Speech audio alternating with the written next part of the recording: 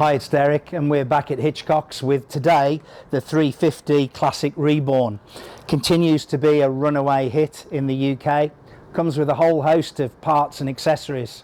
For me, I'd like to talk to you today about the top 10 upgrades that I think suit this bike.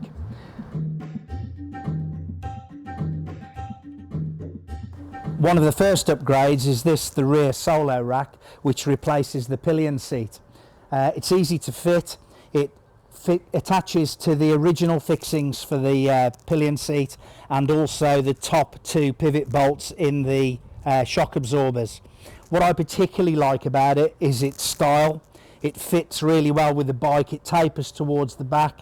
It's in a black powder coat finish, but also it's very functional, very practical. It's got a big surface area, so it should carry all of your luggage needs. Moving to the front of the bike, I particularly like the speedometer on this bike. It's big, it's functional, it's easy to read. But one thing for me that's always lacking is a Rev Counter.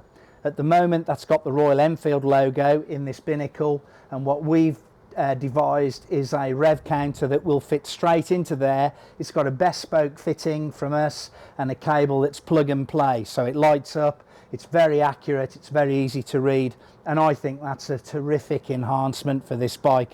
If you're like me, I like to know what the revs per minute are doing with the engine.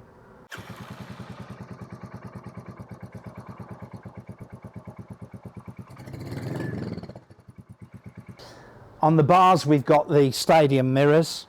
For me, form and function, they look great. They've got a big, nice area to view through.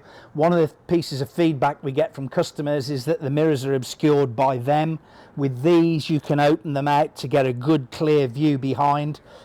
So they look right on the bike. I really like them. And of course, these are the blanking plugs just to cover the holes left by the original factory mirrors. On this bike, we fitted the adjustable levers. They're positionable in 6 different planes, which is great, whatever size hands you've got. For me, these are the larger levers. They work for me, but we also do the shorty lever. Particularly what I like is on this 350, everything is really smooth on the pull, so it's very easy to use just 2 fingers, particularly on the brake, but it's a nice action on the bike, so they really suit it. They come in the aluminium finish, but we also do them in the black finish as well.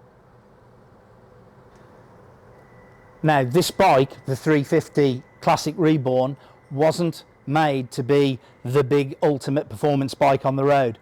But there are some things you can do to enhance that performance, one of which is to change the cam for a performance cam, and boy does that make a difference to this bike. It's very easily achievable. You can do it at home. We've made a video previously for the Meteor which takes you through the step-by-step progress, but well worth considering.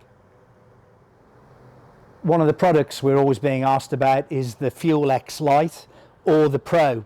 I like them both. The Lite is one of my favourites because it's very simple and easy to fit. But what does it do? It actually sits in line with the oxygen sensor and manipulates the fuel mixture. What that does, the benefit is obviously the bike runs a lot smoother, but it also makes the bike run cooler. So you get a loss of the jerkiness in the low down revs, and a very smooth takeaway from the bike. Terrific product, very underrated. A lot of people don't understand it, but it's well worth consideration again as an upgrade for this bike.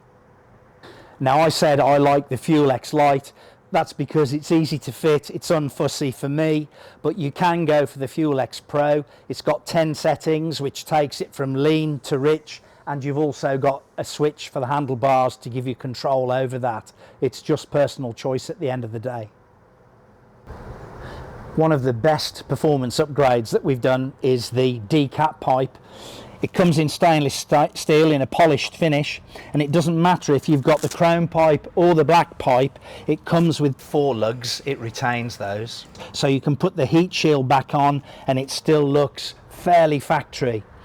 The added bonus, of course, is that you've got a much better airflow through the pipe, so it delivers better performance, and an added bonus for that is it's got a really sweet noise to it.